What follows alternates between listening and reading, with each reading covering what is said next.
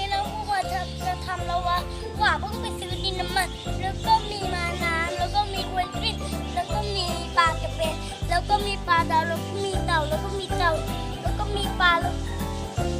ฉลาม วันนี้จะเป็นลาวาใต้ท้องทะเลใช่ไหมคะ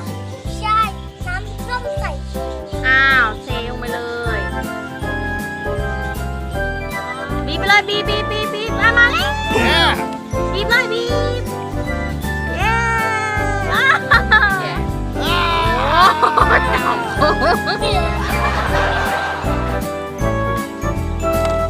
เป็นไงเกิดอะไรขึ้น